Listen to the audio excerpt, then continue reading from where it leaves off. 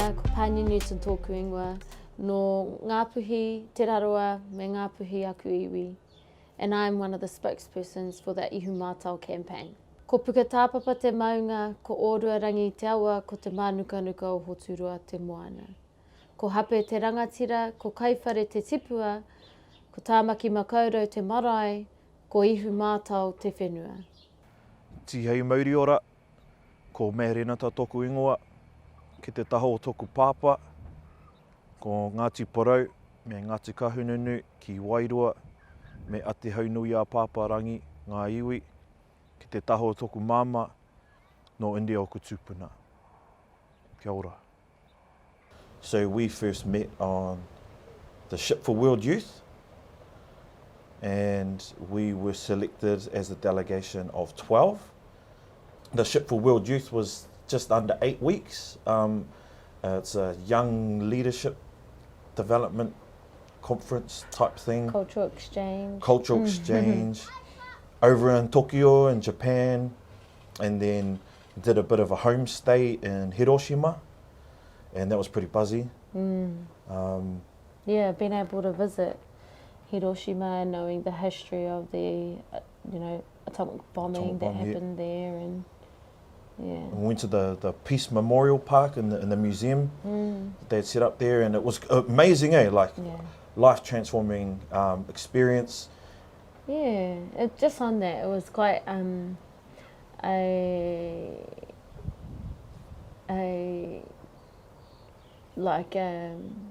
a spiritual experience for me, and also was very relevant for, that visit was really relevant for what was happening here in Ihumātao in terms of like the philosophies that we follow around peace and non-violent resistance. Oh yeah, that's right. We did that workshop, eh? Yeah, it was a nice. That's right, on peace and non-violent resistance. That's right. Yeah, what was it?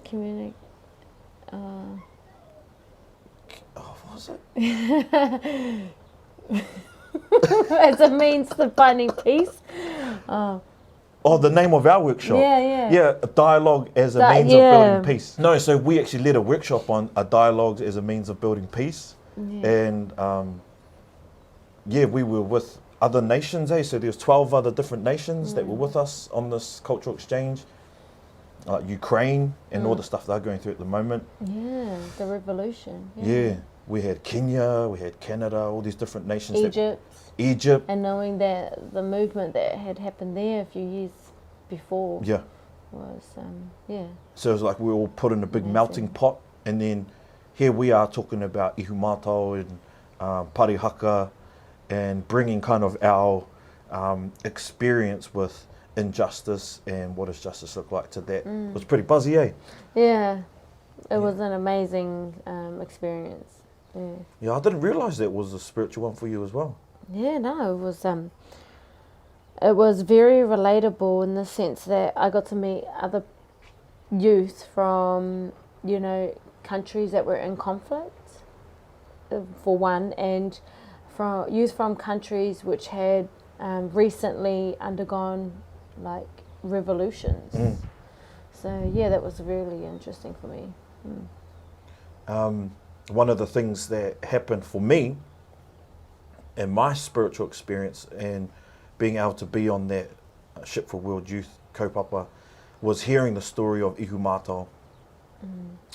And I remember we would have like deep discussions, would have a beer, and then we would just get into these deep kōrero with tāwhana and our Capitan Jay and Lizzie and our delegation. But anyway, we were talking about everything and everything. We're talking about ngā tua Māori, we're talking about io, we're talking about Christianity or the church, and things that we are disillusioned by, and some things that are good.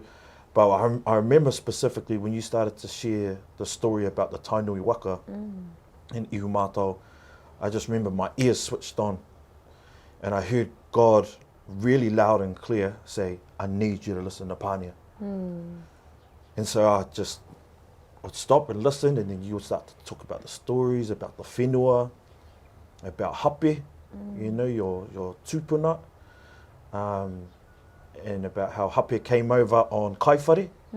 Did I get that right? Yeah, yeah.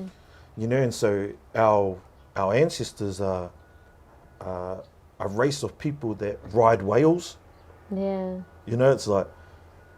Yeah, so and another thing is how resilient they were, you know, and I guess when I think of that story of how Hape was left behind in Hawaii, because he was considered to be disabled, in many senses, you could say that was the first story of injustice. True. Yeah, in our whakapapa. True. You know, and how he endured that and how he overcome being left behind in Hawaii and going on board kaiwhare ao tipua and kaiwhare bringing him here. And, you know, prior to the arrival of the Tainui Waka is, you know, justice in itself. See, that's buzzy. Yeah, so, you know, you could almost say it's like in our blood, you know, it's ingrained. Yep. Yeah. And so I was just so compelled by those stories of our tupuna.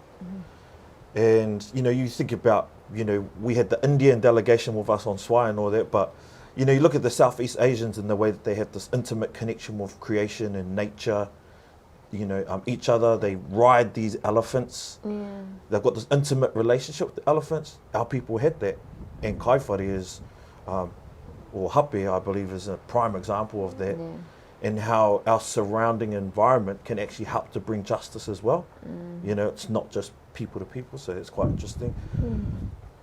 And then eventually we get back from Japan and I'm just 100% convicted on the kaupapa here, Ihumātao, to peacefully, passively have a righteous fight for the people being reconnected back with the whenua again.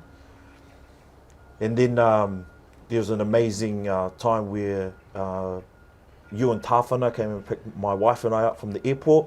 We'd just come back from our own personal trip from Japan, and you brought us down here, and we got to have this cool kind of intimate time with you, and you guys showed us around, and my wife then heard all the stories secondhand from me, but now she's breathing it, she's feeling it for herself. And so by the time that you guys get the phone call, or actually you didn't get a phone call, the police came onto the whenua. What was that like for you?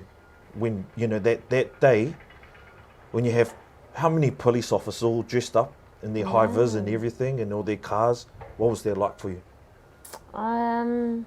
It felt so real. Like, admittedly, over the years, I knew it would come to a confrontation such as that which occurred, you know, on the 23rd of July 2019.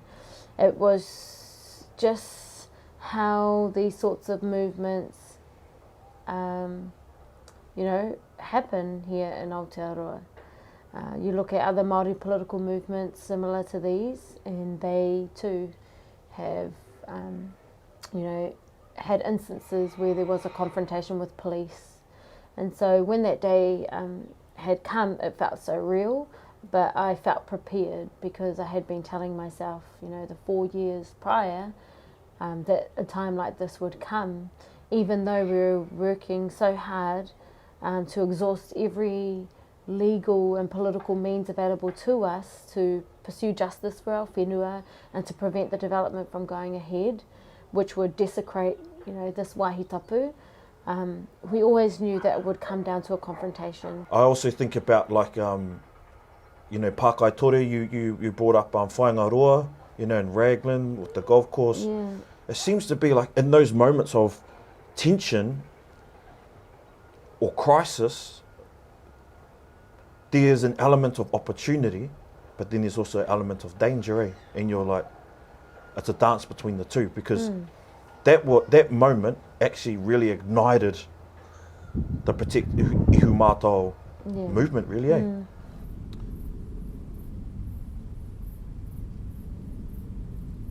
Ihumātao is significant because it is the oldest continuously occupied papakainga here in Tāmaki Makaurau. Our people settled here some 800 years ago, and the people who continue to remain here and are settled here in our papakainga are descendants of those who first settled this land. Another reason why Ihumātao is so significant to our nation is because it was here where Potatau Te Whetowhetho, the first Māori king, was residing when he was asked to become the first Māori king. Since 1840, Ihumātao has endured ongoing injustices as a result of breaches to Te Tiriti o Waitangi. These include the quarrying of our maunga, the confiscation of our lands, the pollution of our whenua and our moana, and the heartache that is carried in the hearts of our whānau. Ihumātao is our whenua taurikura. It is a rare cultural heritage landscape where the veil between the past and the present is so thin. Here at Ihumātao, you see remnants of the earliest settlements here in Aotearoa. Ihumātao is our cultural base. It's a spiritual place and is whenua that should be protected and preserved for generations to come. Hence why we, our whānau here in Ihumātao, have been working hard over the last 5 years to pursue justice for our whenua and our whānau in the protection of our whenua that is at threat from a 480 housing development proposed by Fletcher Building Limited. Since 1840, Ihumātao has endured ongoing injustices as a result of breaches to Te Tiriti o Waitangi. These include the confiscation of our whenua, the alienation of our people from their whenua, the quarrying of our maunga, the pollution of our waterways, and as a result, our whānau continue to suffer the impacts of those breaches. Over the last 5 or so years, our whānau have been working towards protecting our whenua from desecration. In 2015, our whānau started a campaign known as Save Our Unique Landscape. Over the years, that campaign grew from just a local community group to a global campaign. We've been able to mobilise the support of people from around the world to support our pursuit for justice. Justice for our whenua, justice for our environment, justice for our whānau, and more importantly, justice for the future generations. 5 years ago, when we started this campaign to prevent the development and desecration of our whenua, nobody ever thought that we would make it this far. To be able to gaze across the whenua now and see that the whenua is undisturbed, with no housing development, as peaceful as it is, I think that's justice in itself. I mean, people over the years criticised us for being young, naive. The majority of us who started this kaupapa were women. And so to be able to stand here today and say that there will be no development on this whenua is a huge achievement. But we don't owe that to ourselves. We mostly owe that to the support of the many who have come to take a stand for this whenua. But more specifically, we owe it to the legacies that were left for us to continue.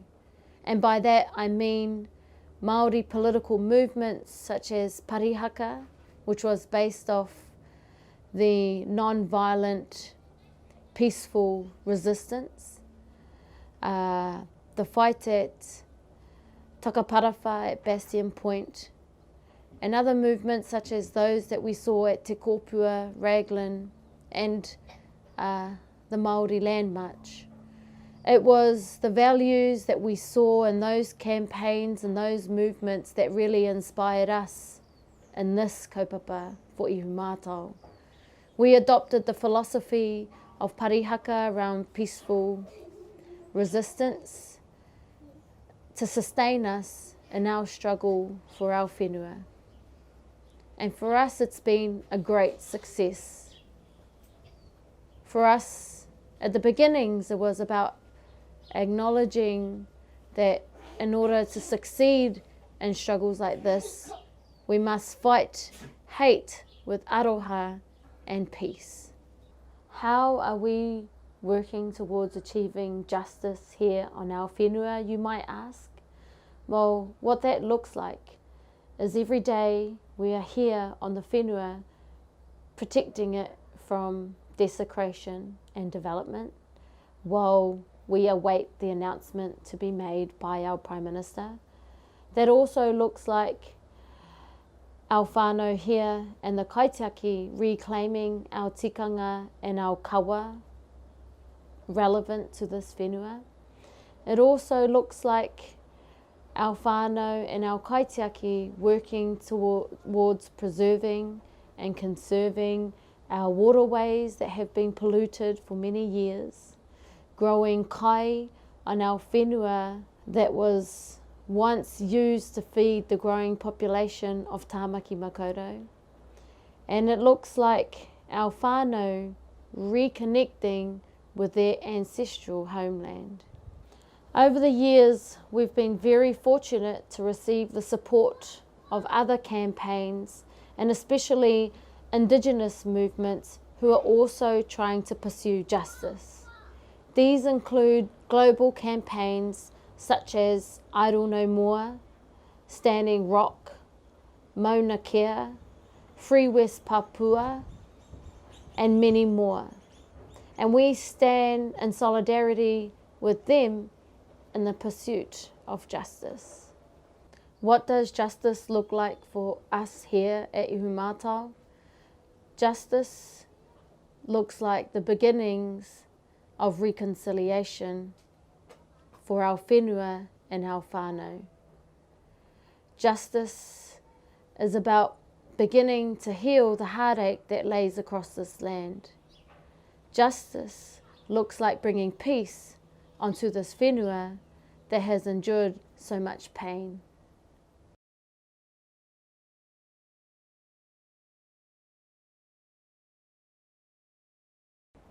Here at Ihumātao, there's been 2 significant eviction notices that have been served to the whānau down here. And those eviction notices have been served to achieve justice. I remember where I was the day that the second eviction notice was served last year in 2019. I was in the Whanganui River, up the Whanganui River at a marae called Kawaiki, taking a Te Tiriti o Waitangi training. And I get a phone call from my wife. She's going, "Matt, I'm just letting you know, I'm going down to Ihumātao, I might be arrested." "Rach, what are you talking about?" She says, "The police have come down to the whenua and they've evicted the whānau, and we're going to go down there and we're going to peacefully fight." And I said, "Rach, don't be silly. Don't go and get arrested." And she goes, "But what if God's telling me to?" Well, she pulled out the trump card. And I said, "If God's telling you to get arrested, Rach, then get arrested." But that's when in my heart and in my spirit, I knew God was up to something. I flew in out of Whanganui that day, and I flew into the Auckland airport, and my wife picked me up from the airport and drove me straight down here to the spot that I'm sitting on right now. And there were hundreds and hundreds of people here in the dark. There were no lights up. It was late at night, and there was a huge wall of police officers that were here where this ahi, where this fire is now. And I could feel the tension in the air. And we do what we always do when we come to a place of uncertainty. or fear, and we start to pray. We're asking God, what's going on here? What's the solution?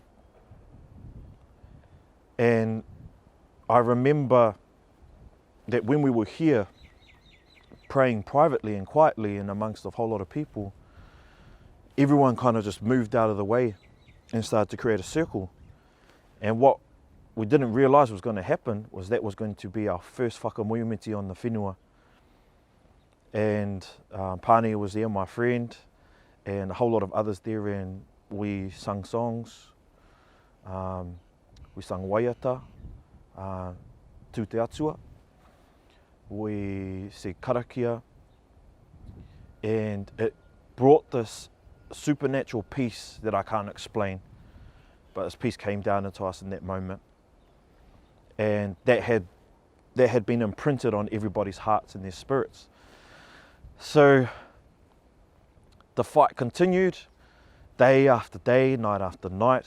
The people kept on coming, ended up being thousands of people down here, celebrities and sports stars and music stars and politicians and people that have been involved in other kaupapa, such as what Pania was talking about, Bastion Point and Pakai Tore.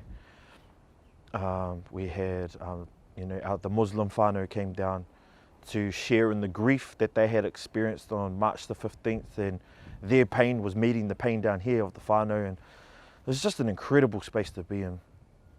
And I remember one night my friend Pania, she came to me, she was tired, she was exhausted. Jacinda had just stepped in to put a halt on the development, so Fletcher's couldn't bring on any equipment. And through all of the people that were here, she pushed her way through and she found me and she grabbed my hand and she says, brother, can you pray for me? And I was right now, in front of everyone?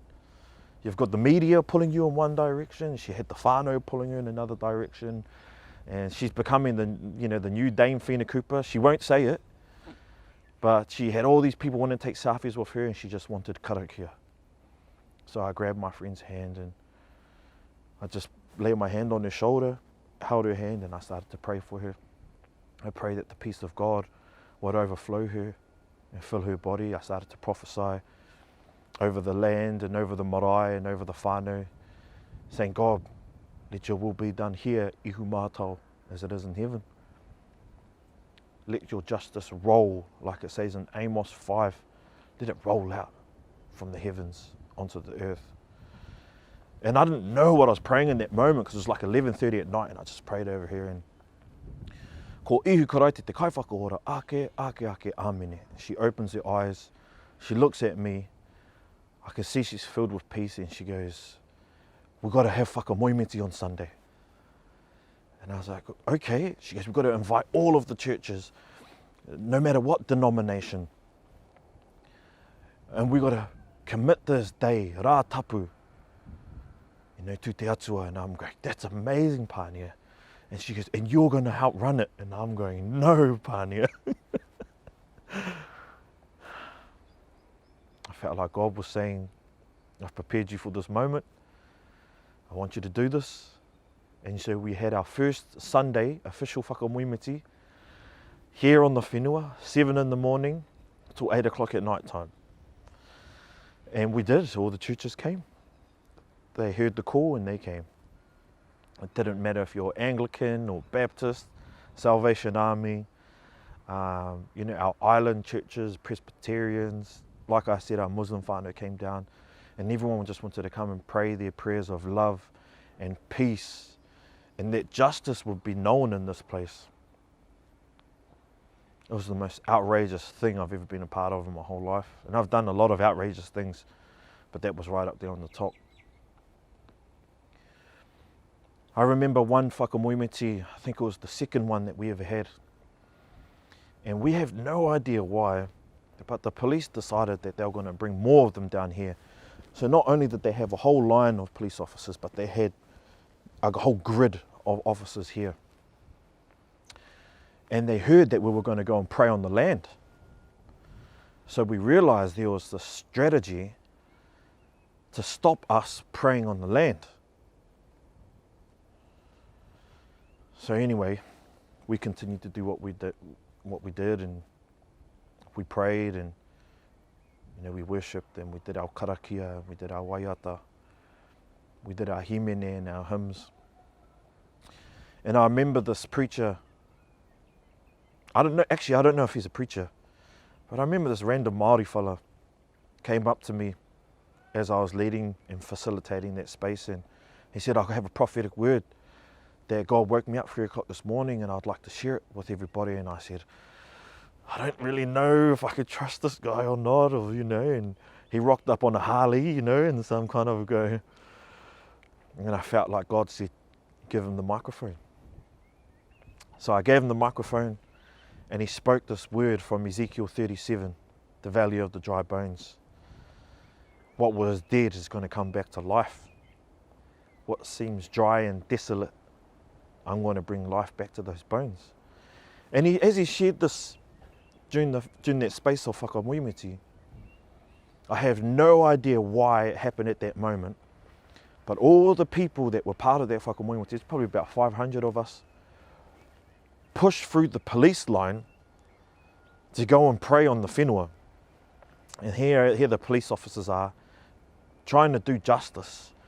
Don't you dare walk through us. Don't walk through us. We're telling you, don't walk through us. As soon as the people walk through them, they said, you're walking through us. There's nothing much we can do. Oh, well. And they just let us walk onto the land.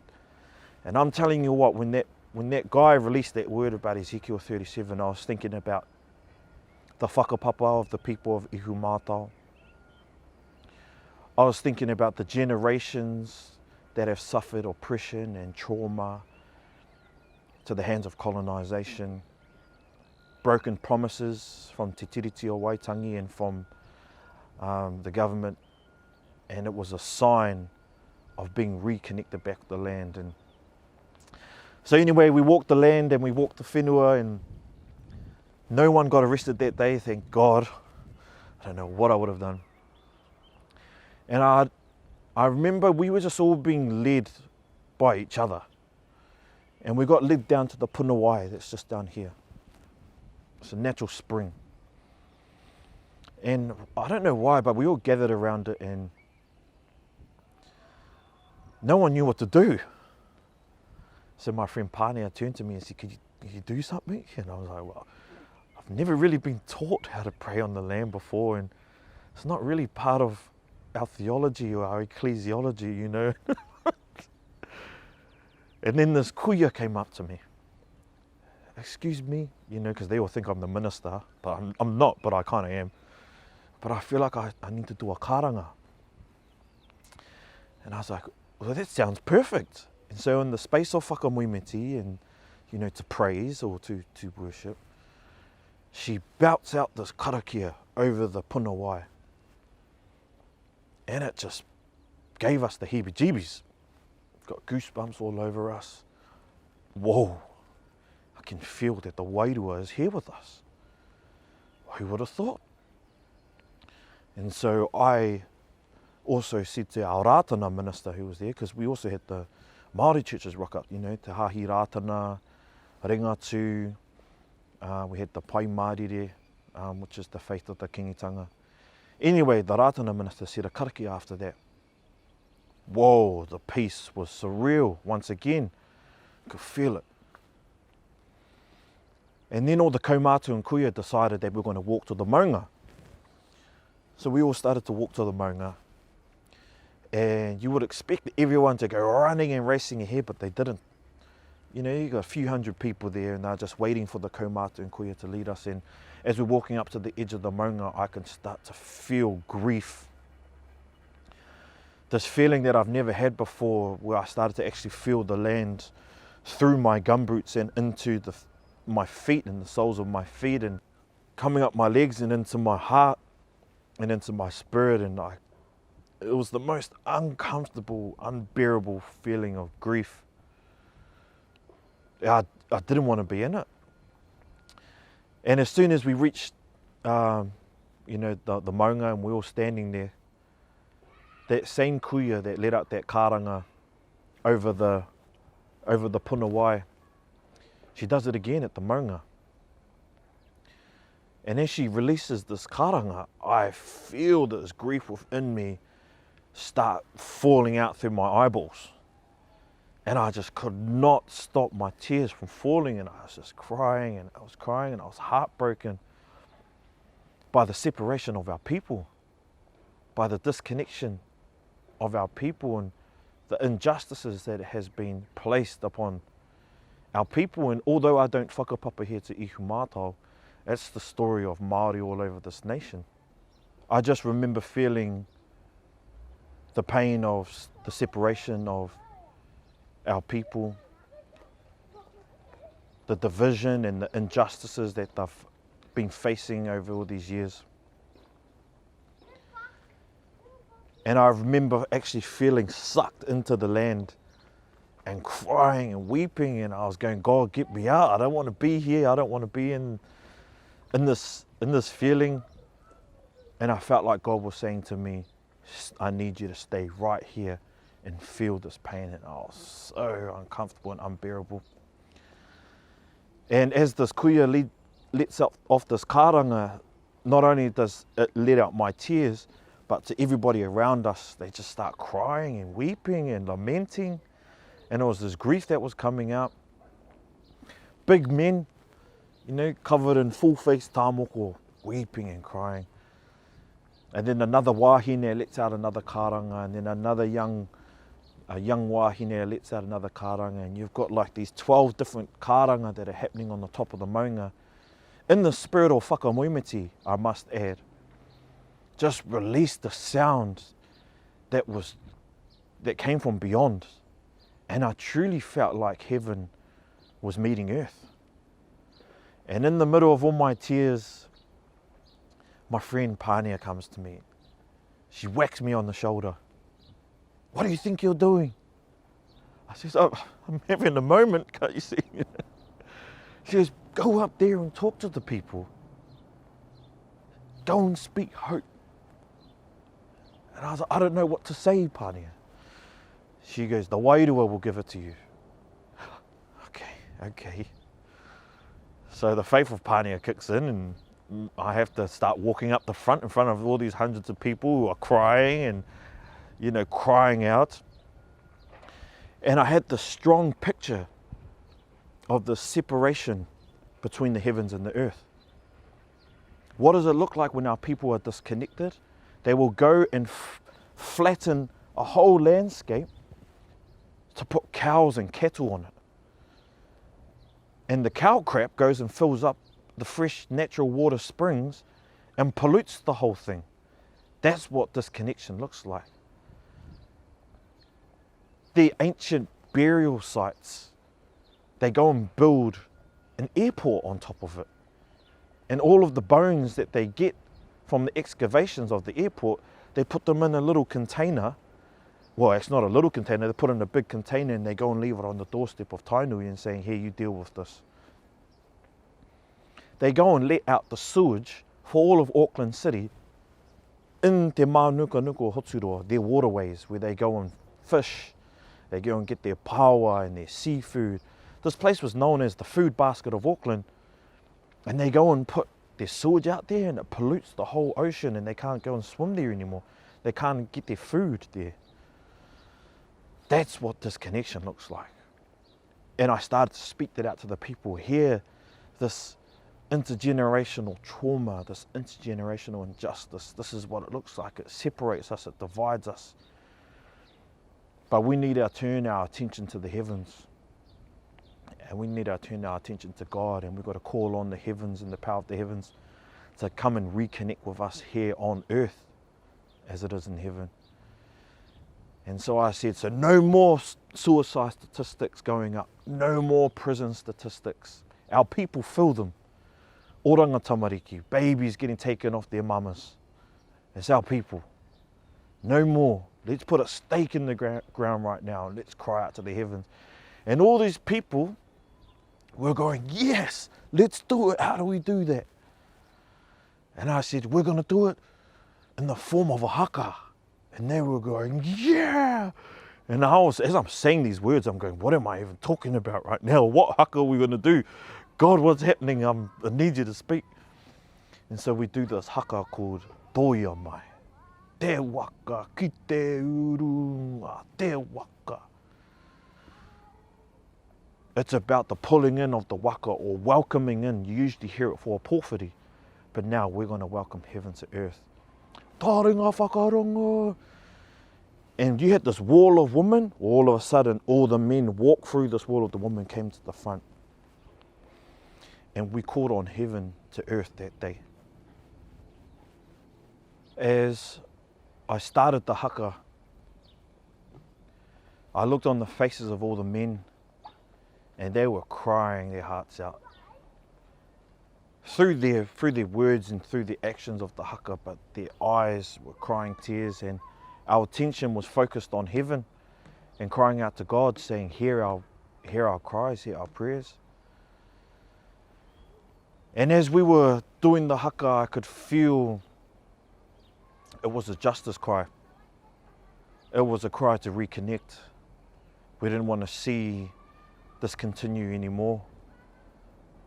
The trauma, the division, the things that have been ripping our people apart from the land and from each other, those evil forces can't have that hold over our people anymore. And it was honestly this Sunday, aue ha hei tuturu whakamaua kia tina haumie huie tāki e. And as soon as we finished that haka, even though it was this sunny, the heavens just started to pour, and the rain was so thick that all these flags that are flapping around were just stuck, and the people just raised their hands to the heavens and just shouted out, we're being heard. They were like, yeah! And it was like God, in his wisdom and his providence, allowed te taiao, our natural world, to respond to what we were doing on earth.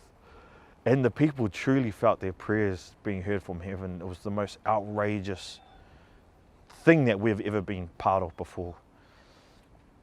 And as we were walking away from the maunga, the victory and the celebratory nature in which the people were singing these, like tūtira mai ngā iwi, they were singing them, yelling their faces off like they just won a battle. And that's truly what it felt like that day, and it felt like justice had been served in this chapter and in this season. And as we were walking back down here to the fireplace where all the prayers were being said from, the police just had this huge wall line of people down the road, and the people were walking through the middle of the police. And I almost caught a glimpse on the policemen and women's faces that they were happy for us. And so it did feel like that justice was served that day. And so this has all been a great teacher to us. Remember, that was only week 2. It's now been over a year since the police eviction notice has been served. And we still continue to fight the good fight.